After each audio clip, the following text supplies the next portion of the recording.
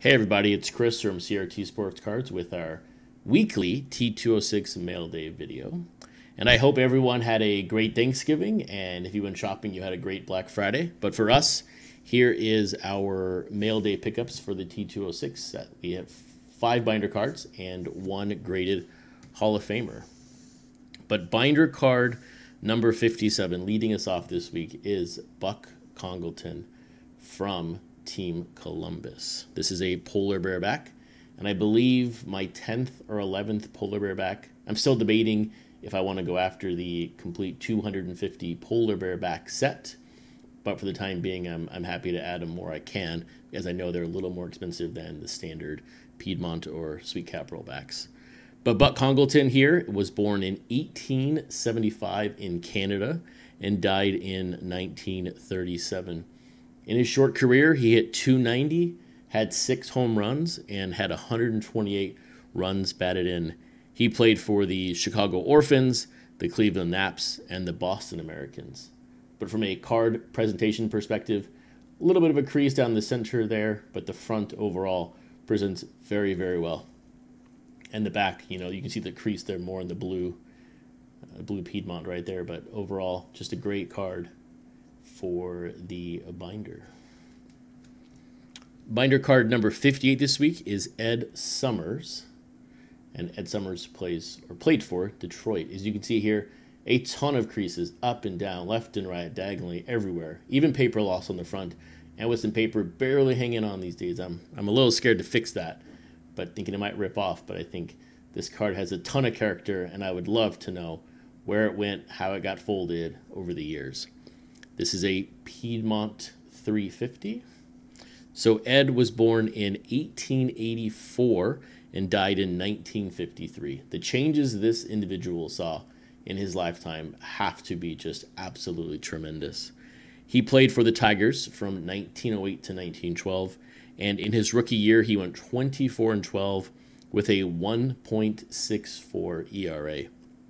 His early career success, unfortunately, did not translate to World Series success in the 08 and 09 World Series. He went 0 for 4 in all 4 of his appearances.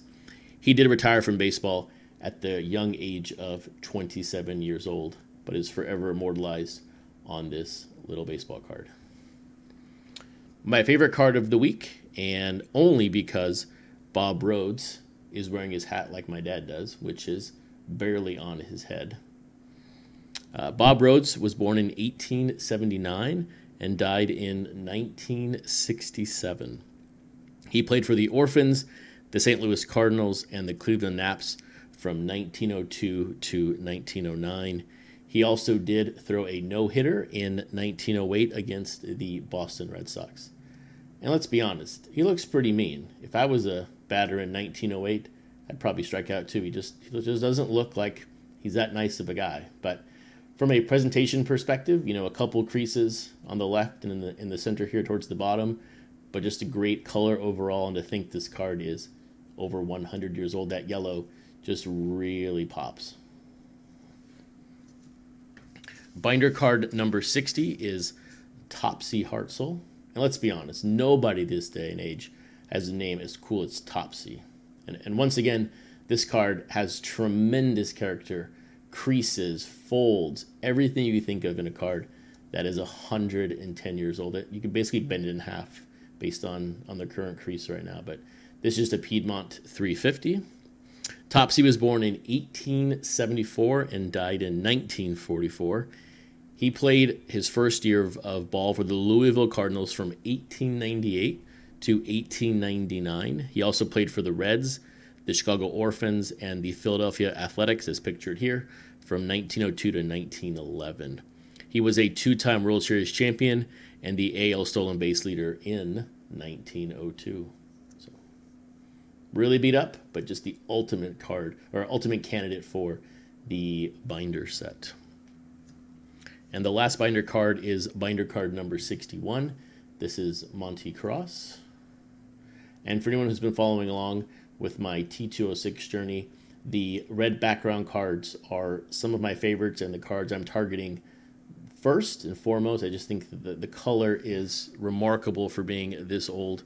And as you can see, he has or the card has 2 creases, one right across the bottom and in the top. But overall, looks really, really good. And just a very standard Piedmont back with obviously some staining on the back. Monte Cross was born in 1869 and died in 1934. He played 15 years of pro ball, and he played from 1892 to 1907. He is pictured here in his Indianapolis minor league team, but in 1902, he was the starting shortstop for the Philadelphia Athletics, and that year they won the AL pennant, and that was the year before the World Series started. So, great card overall, and the red, I think, is just remarkable from the color perspective.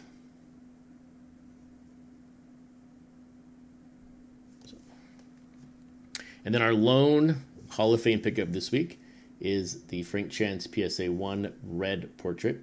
If you guys remember, last week we cracked out his yellow portrait from the SGC holder, which was authentic. It was very altered and very beat up. It had a ton of character. This one, I think, presents very well for a PSA 1. Yes, it does have the mark on his face, and it's you can see it, but it's difficult to see like what caused it. I've tried to look at it, and it's just hard to tell what caused that mark, but this is a sweet cap roll back here. And Frank was born in 1877 and died in 1924. He was part of the great double play tandem of Tinkers, Evers, and Chance, and he played for the Chicago Orphans, which became the Cubs from 1898 to 1912, and then the Yankees from 1913 and 1914. He was a 2-time World Series champion, a 2-time NL stolen base leader, and the NL runs leader in 1906. After his playing career, he was the manager of the Cubs, Yankees, and Red Sox. And when you think of the modern day baseball, and even you think of baseball back then, to be the manager of all 3 teams, I think is quite remarkable. Especially these are the AAA franchises. These are the big dogs of the day. So there you go. Those are my pickups for the week. Our binder set's now up to 61, and our Hall of Fame graded collection is up to 5. If always, guys, I appreciate any comments, likes, and subscriptions to the channel. So thanks, guys. Have a great one.